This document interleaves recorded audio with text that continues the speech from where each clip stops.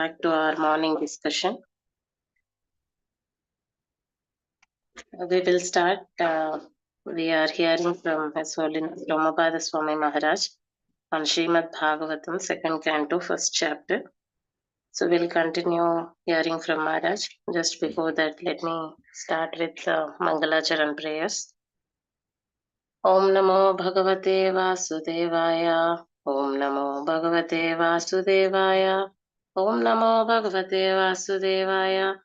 नारायणं नमस्कृत्यं नरं चैव नरोत्तमं देवीं सरस्वतीं व्यासं ततो जायमुदीरयेत् नष्टप्रायेषु अभद्रेषु नित्यं भागवतसेवया भगवतेरुत्तमश्लोके भक्तिर्भवति नैष्टुकी मुखं करोति वाचालं पङ्गुं लङ्घयते गिरिं यत्कृपातमहं वन्दे श्रीगुरुं दीनतारिणम् कृष्णाय वासुदेवाय देवकी नंदनाय च नन्दगोपकुमाराय गोविन्दाय नमो नमः। ॐ अज्ञानतिमिरान्धस्य ज्ञानाञ्जनशलाकया चक्षुरुन्मिलितं येन तस्मै श्रीगुरवे नमः। श्रीचैतन्यमनोभीष्टं स्थापितं येन भूतले स्वयं रूपा कदा मह्यं ददाति स्वपदान्तिकम् वन्देऽहं श्रीगुरो श्रीयुतापदकमलं श्रीगुरुन् वैष्णवांश्च श्रीरूपं साग्रजातं सहगणरघुनाथान्वितां तां सजीवं साद्वैतं सावधूतं परिजनसहितं कृष्णचैतन्यदेवं श्रीराधा कृष्णपादान् सहगणललिता श्रीविशाखान्वितांश्च हे कृष्णा करुणा सिन्धो दीनबन्धो जगत्पते गोपेश गोपिका कान्ता राधा कान्ता नमोऽस्तुते तप्तकाञ्चन गौराङ्गी राधे वृन्दावनेश्वरी वृषभानुसुते देवी प्रणमामि हरिप्रिये वाञ्छाकल्पतरुभ्यश्च कृपा सिन्धुभ्य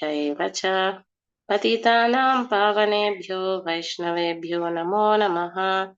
नमो विष्णुपादाय कृष्णप्रेष्ठाय भूतले श्रीमते भक्तिवेदान्त स्वामिन्निति नामिने नमस्ते सारस्वते देवे गौरवाणी प्रचारिणे निर्विशेष शून्यवादी पाश्चात्यदेशतारिणे जय श्री कृष्ण चैतन्य प्रभु नित्यानंद श्री अद्वैता गदाधर श्रीवासादि गौरभक्तवृंद हरे Krishna Krishna Krishna Hare Hare Hare Ram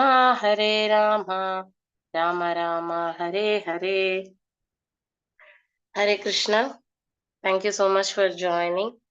So we are here in the second canto, first chapter. So we are hearing, yesterday we heard nice points from Maharaj that this chapter is the first step in the God realization. So if the mind is hesitated by passionate mode and ignorance, then it is very difficult to control. So the first step is to controlling the mind. Like here Shukadeva Goswami recommended dharana process. How do we see the dharana? How do we meditate? Just by pantheism process, where everything is connected to the God. The source of everything is the Lord's opulences. So by just remembering and contemplating on the Virat Rupa and seeing things related to the Creator and knowing that He is the proprietor of everything, we heard that very soon one can get into the devotional service. This is the recommendation for the people who are who are trying to know, like, where is the God they cannot see, who cannot see the personal form of the Lord. This is the first step where they can see everything in connection with the Lord, or everything as His opulences. We also see in this cobbler and that Brahmana example yesterday. We will continue. Shamkun Prabhu, will you be playing, or do you want me to play, Prabhu? Please play. Okay, 1 second.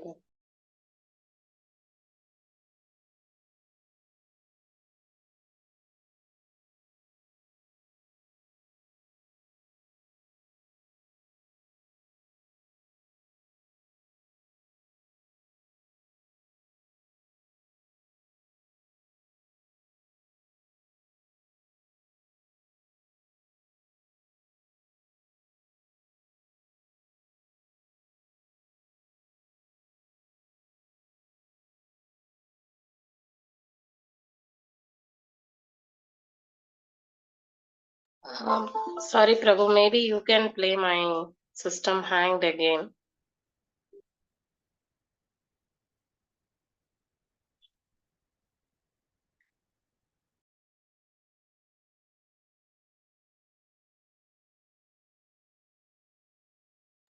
Just a minute.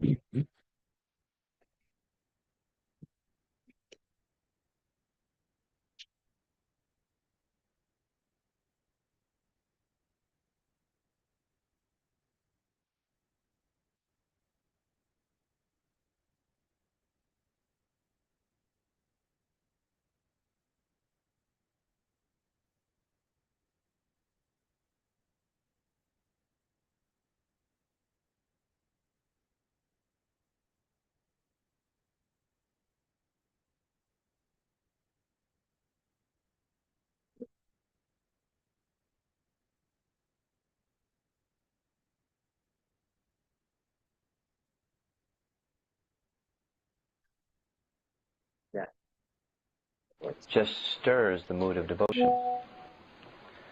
Pantheism, or the system of feeling the presence of the Almighty everywhere. Meaning, it's not just an intellectual thing. It may start with an intellectual thing, like you practice. Like, practice riding a bicycle, or practice driving a car, or practice typing on your keyboard, or practice how do you move a mouse and make things click. Practice. But with the pantheism, it's although it may start in mechanical fashion, because it is a temporary form related to the Supreme Lord, one in course of time develops a sense of the presence of God is everywhere. And that feeling of being in the presence of God everywhere, it's a nice feeling. So persons want, and naturally so, want that feeling. And so that inspires or induces further absorption and meditation on this Virat Rupa. So such feeling of the presence of the Almighty everywhere is a sort of training of the mind to become accustomed to the devotional conception. And the devotional conception is, let me serve, in that tone, or with the feelings of love or inspiration.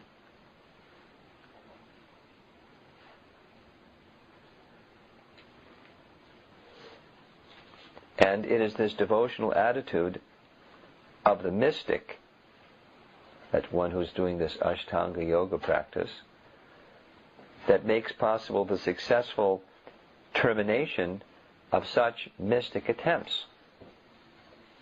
Like, the mystic process dissolves. So the transit component is a devotional conception. It starts with, instead of seeing things as being up for grabs, in passion, how can I enjoy and exploit things in this world, facilities of nature and other people and whatever it is, power and control and all those intense feelings of passion that people have. This contemplation, controlling of the mind and senses, and contemplation upon the Virat Rupa gradually awakens a feeling of being in the presence of the Almighty at all times. Passion has subsided, ignorance has subsided, goodness has awakened. In that state of goodness, a sense of being in the presence of God. All that one has done so far is just appreciated the splendor of nature in a non-exploitative mentality, more in a mode of goodness disposition. So that awakens, it's a training of the mind to awaken the devotional conception. I should serve. And when that devotional conception grows and matures and becomes stronger, then the mechanical system, that impersonal mechanical methodology, becomes, its importance fades. And what becomes important is opportunities for service. And so the function that Sukadeva Goswami is performing, or the function that a spiritual master performs, is from the liberated position to assist the one who is entangled to come to the liberated position. A simple example that Prabhupada gives is the person who is tied up with ropes, hands and legs, is unable to free another person who's tied up with ropes, hands and legs. But someone who's not tied up can free another person. And you may start with one knot at a time.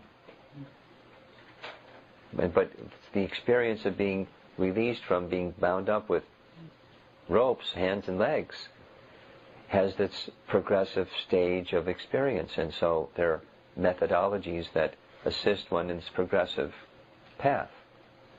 Now again, after hearing all of this, Maharaj Parikshit says, I'd rather just meditate directly upon Krishna. He's the one that's behind these opulences and these splendorous things. Let me just meditate. What is that form of his that I can just directly meditate upon, rather than the splendor of things within this creation? And so, meditation on the Lord in the heart, but then still the devotional conception needs to tandem, side by side, be aroused, and in the devotional conception, as happened with Dhruva, to see the form of the Lord and interact with him in a personal way.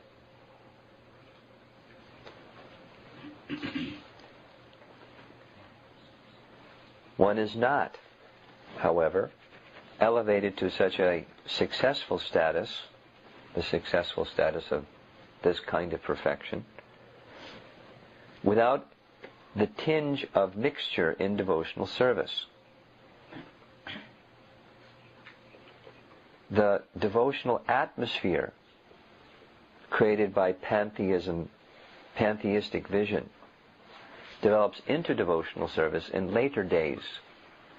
And that is the only benefit for the impersonalist. So, the devotional atmosphere is, once again, this feeling of being in the presence of the Almighty. The Almighty is, Prabhupada is choosing that particular nomenclature purposefully. Almighty means the possessor of unlimited opulences. In the language of the Vedas, Parasya Shaktir Vivadaiva Shruyate Swabhavaki Jnana Bala Kriyacha, indicating that the Supreme has unlimited potencies, and all of them are spiritual. And even there's reflections of those spiritual potencies known as this material world. Behind these reflections, there's an object. And behind the object of those spiritual potencies, there's the possessor of those potencies. And behind the possessor of those potencies, there's this supreme personality of loving quality and loving exchange and sublime form.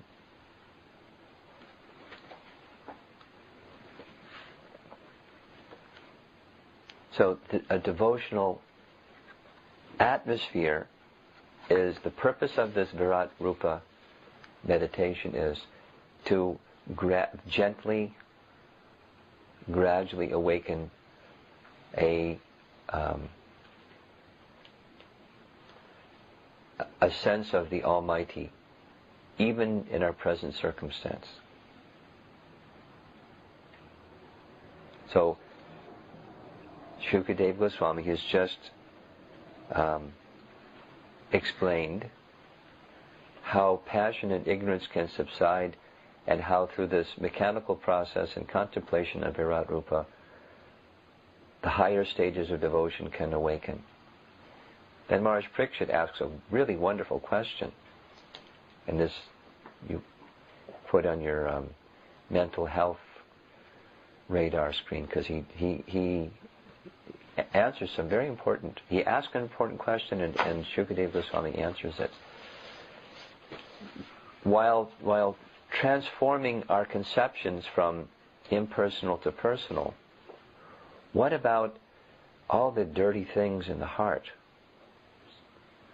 These dirty things in the heart are things that they drive us to hurtful behaviors and attitudes and, things that aren't good for us or good for others. What about those things? Can you in detail describe how this transformation process is to be applied, so that the therapeutic effect is that the dirty things of the heart are diminished and eliminated? Can you please explain that? And Prabhupada's purport is very, very wonderful. The dirty things of the heart of a conditioned soul are the root cause of all troubles for him.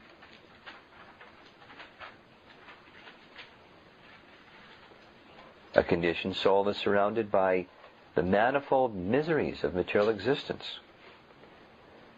But on account of his gross ignorance, he is unable to remove the troubles due to the dirty things in the heart. So there's the fundamental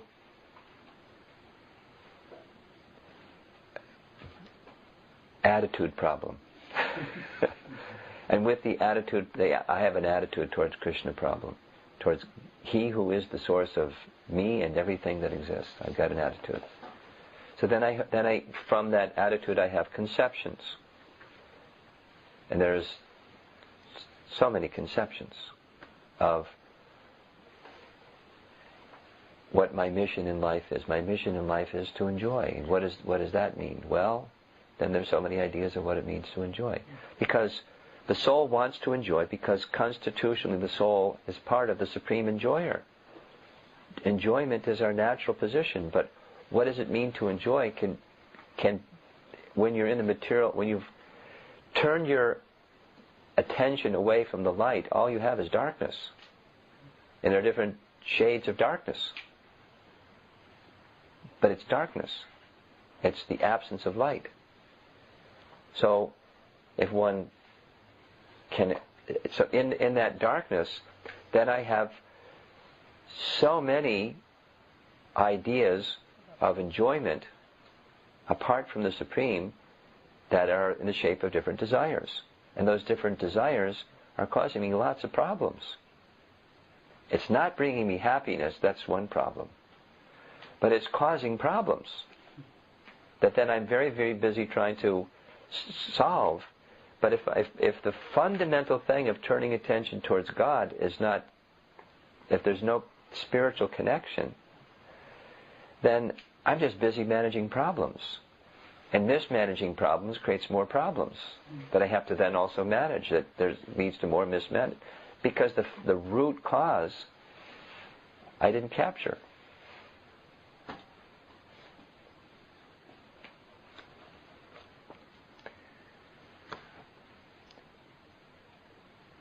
He actually is meant to serve the will of the Supreme, but on account of the dirty things in the heart, he likes to serve concocted desires.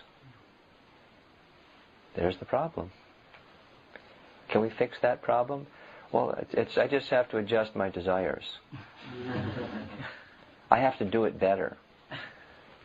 I have to take this path and put these things together with those things, and it doesn't happen, so then I can become frustrated. And I'm frustrated, and I've just created some more problems. It's very complex.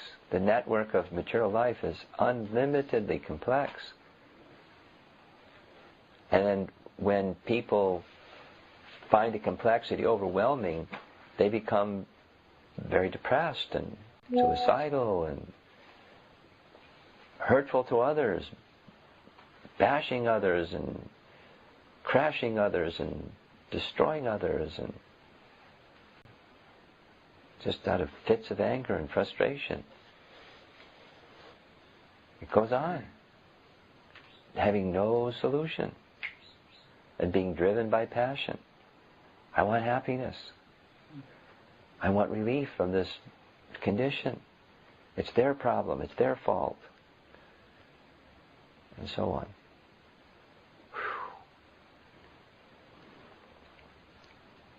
The desires, these desires, instead of giving him peace of mind, create new problems, and thus bind him to the cycle of repeated birth and death. The dirty things of fruitive work and empiric philosophy can be removed only by association with the Supreme Pure. There's the solution. Impurity in contact with the Supreme Pure becomes pure. Prabhupada's simple example: what happens when the sun is exposed to a puddle of urine? Does the sun become contaminated, or does the puddle of urine become purified? The impure becomes pure in contact with the Supreme Pure, and the Supreme Pure doesn't become at all adulterated. So if we can bring our consciousness to the Supreme Pure, whatever that is, however it's to be done, therein lies the solution to the root cause of the problem. We discussed this yesterday morning also. Just like, sorry for premature getting in your profession, but allopathic medicine doesn't address the root problem. It covers the problem. You got a headache? Here, take this medicine. You got pain over there? Take this medicine. You can't. You relieve the symptom without the root problem. And you go further back and further back. It's this, having this body. It's a problem. What can I do about that problem? Well, you get this body because you have desires. Okay, how do I deal with desires? So you just keep going back and going. What's the root source of all of this? Our acharyas say, Jiva Goswami says, the root cause of the problem of material existence is we turned our attention away from God in a spirit of, I want to enjoy, because that constitutionally we're entitled to enjoyment in relation to the Supreme. In a loving relation with the Supreme, we're entitled. It's our nature. And we want to experience our nature. But due to turning out of enmity, turning our attention away from God, we're trying to find that happiness, enjoyment, fulfillment of a loving propensity with objects of this world. And it's not fulfilling. We never feel fulfilled. Frustrated. And create another combination of things. It gets in the complexity and complexity and complexity.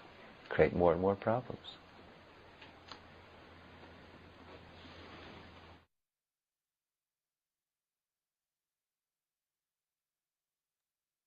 Thank you, Prabhu. I think, thank you for playing and recording. Hare Krishna, devotees, would anyone would like to share any points, realizations, questions? Hare Krishna, Mataji. Yes, Mataji. Mataji, very wonderful class, Mataji. So, 2 points I noted, Mataji. Maharaj explained Almighty. What is the meaning of that? That is unlimited opulences. Everything is eternal. And Maharaj spoken about root cause of all our troubles. So, fundamental thing is our ego. So, attitude, I want to, for that problem. And desires. We have desire, we want that. So, because of that, problems will come from that. Maharaj explained that how remove those problems by associating with Supreme. So, yes, Mata, that only I want to share. Hare Krishna. Thank you so much, Lavanya Mataji. Thank you for sharing that. Anyone else?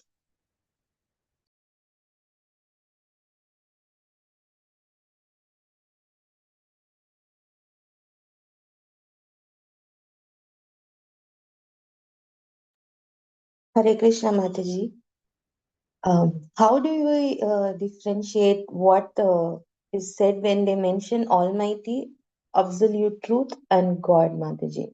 Why different words are used for the same Supreme Personality of Godhead in different context?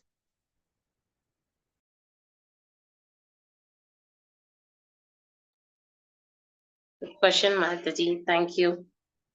Anyone would like to give answer to this question? What is the difference between Almighty God and what is the other one, Mataji? Absolute Truth. Absolute truth.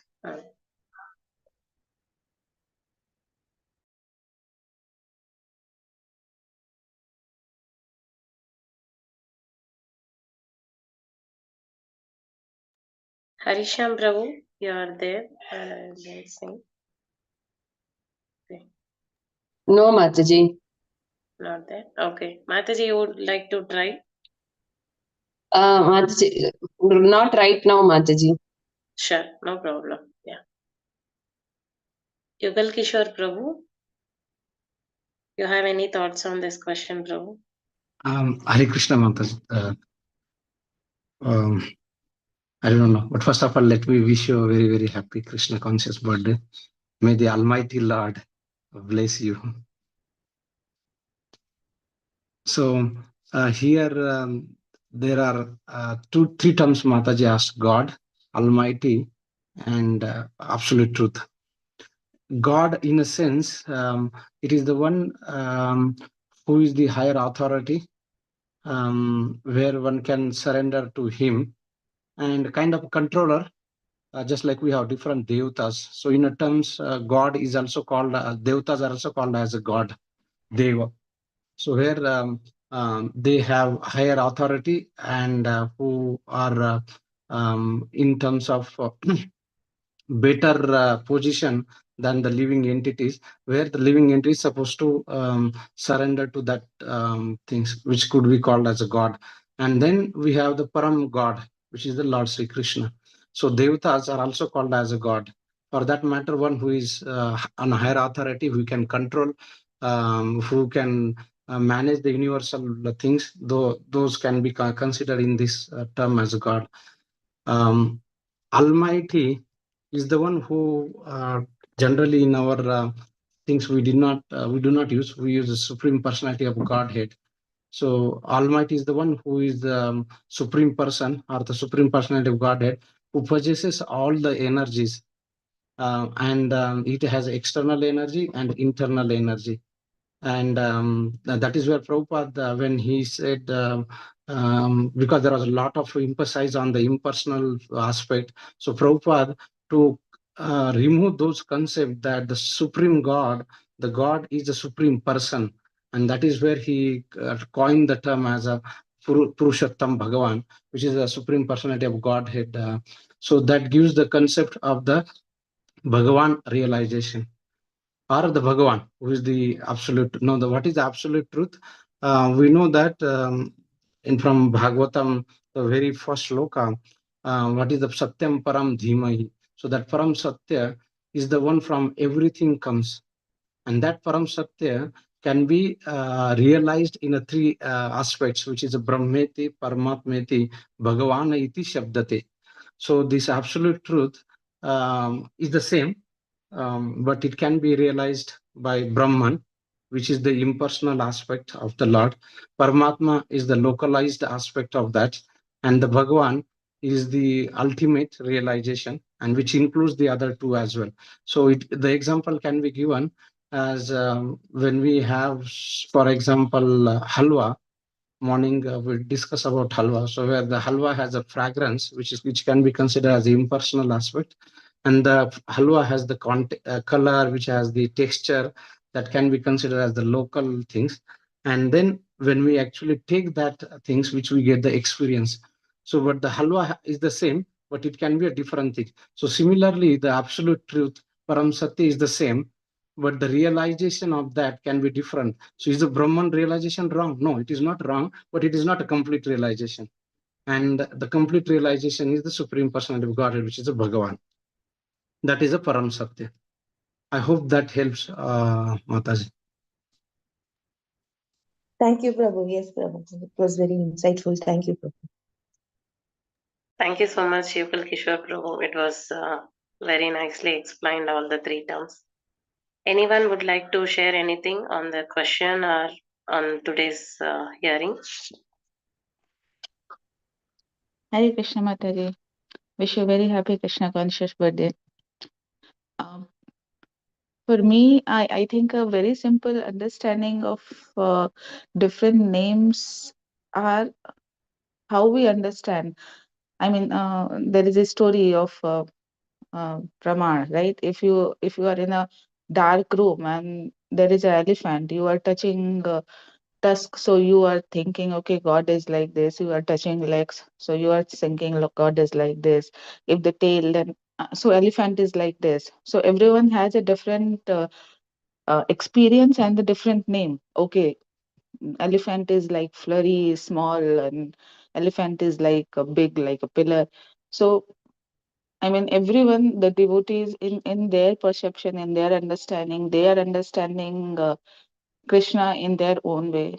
So, as per their understanding, they are naming him, and Krishna, being Sarvagrahi, he is accepting everyone's name with the same pleasure. So, that is my understanding. Just one more thought on the names. Lord has unlimited names, which just popped up in my mind that the Lord has different names, which could be according to his function, and also according to the relationship with the devotees. In our Gaudiya Sampradaya, a lot of emphasis is given that the names in terms of the like Parameshwara, Ishwara, Jagadisha. So these are the names which are in relation to the controls, the functionality of the Lord, whereas the names which are related to the Gopi Jana Vallabha, Yashodanandana, those are very related, I mean, in relation with the devotees. And in Gaudiya Parampara, these names have given much more things because they are in relationship with Krishna. It has a personal aspect and loving exchanges between the devotees. But that was not Mataji's question, but some additional point where Krishna has unlimited names. There can be unlimited names according to the functions or according to the Leela that he does, like Damodar, where he was actually bound by a rope. He's called as Damodar. So the names for the Supreme Lord can be then depend upon the functionality and the exchanges and the pastimes that he does.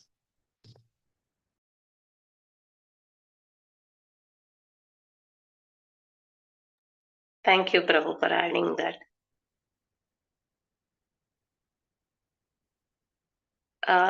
I have some thoughts on Shweta Mataji's comment. Yeah, Krishna is, or the God, Supreme Godhead, is Bhavagrahi Janardana. Whichever way they serve, he accepts that. But how to serve was given by the Acharyas, in which way he will be more pleased, or what is the right way to serve. Otherwise, one may end up in doing what they want to do. Okay, they there is a practice Sarvam Krishna Arpanam, that whatever they just do, at the end, if they say that Sarvam Krishna Arpanam, it all goes to Krishna. But that personal connection, that loving exchange with the Lord is missing. There is two ways of doing the same thing. One is after doing, just saying Sarvam Krishna Arpanam, or doing things only for the Krishna's pleasure. So there is a difference in that. Now, in the chapter where we are, so that's where when Shukadeva Goswami answered the first step in the God realization, just seeing the things in the Virat Rupa in connection with the source will not make complete. So unless until one progresses to the stage of Bhagavan realization or have loving exchanges between the Lord and his devotees. His question here, like you are saying that no, the object of meditation, but when the heart is so contaminated, how can the object we can see more clearly? His question today, Parikshit Maharaj asked. So the answer Shukadeva Goswami had given here is it can be removed only with the association of the Supreme Lord and his devotees. So that's the progress we are talking here, Mataji.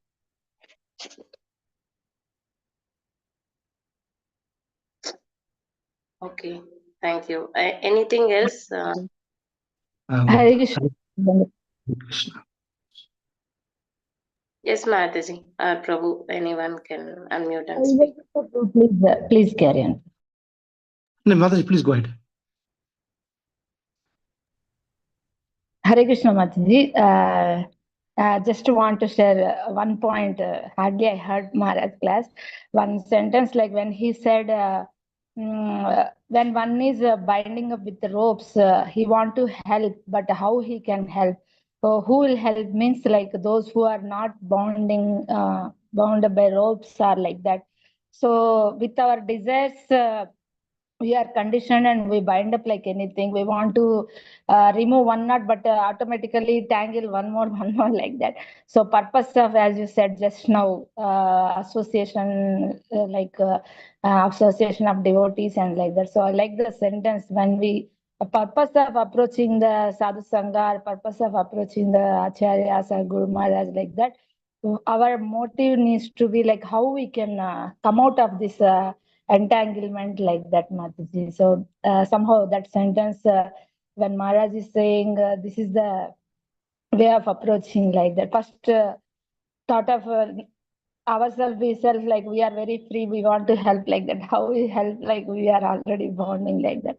And one more thing is happy Krishna conscious birthday, Mataji. May Giridhari bless you. Thank you, Mataji. Thank you for sharing that point. Yugal Kishore Prabhu, you are saying something.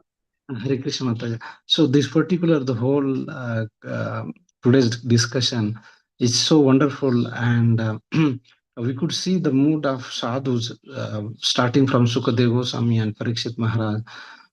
So the mood is that encouragement and motivation that even if we have some aspects, some appreciation for the pantheism to the nature, but of course Maharaj was very nicely adding the point is that appreciation without the exploitation mentality. And when we have that, even with that, the simple appreciation and with it actually help us to come out of the passion, and these devotional will actually grow side by side, and there will be opportunity to serve the Supreme Personality of Godhead or come in front of the absolute truth things. So here we can see that how Sukadeva Goswami and Parikshit Maharaj, and then following that Jiva Goswami, that giving the root cause of all the problems. Maharaj give very deeply that how all these things, the root cause of all the problem is what Jiva Goswami mentioned, is that we have turned our attention away from Krishna. And Jiva Goswami being Maharaj likes Jiva Goswami, and he always quote that.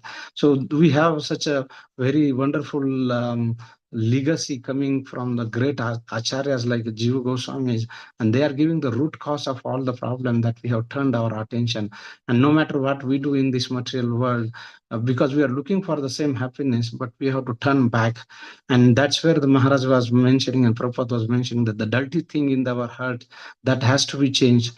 And what is the best thing that can be done to change that? As Madhavi Sundari Mataji was mentioning, is actually we have to change our desire. And how this desire can be changed is only coming in contact with the association. And the other days, I think Monday or Tuesday, we were talking about the Vivek proposed that how one can become that. And Maharaj would always say that anything, how is coming in contact, anything is coming in contact with the sadhus.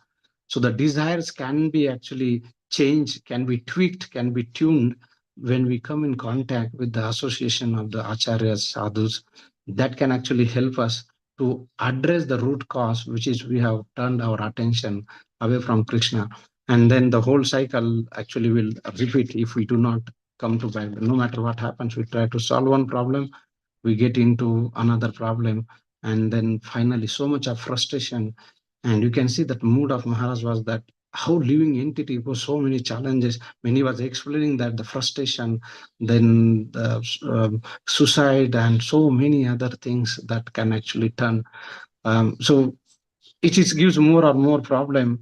And the root cause is that we turned away from that. And the solution is to come in contact with the sadhus, which can actually change our desire in association with, if we have a desire to change that. Otherwise we can stick to that and continue that. So but the medium can be a sadhu's association. Thank you, Mataji. Thank you so much, Prabhu. That was a good summary of today's discussion. Anyone would like to give their points?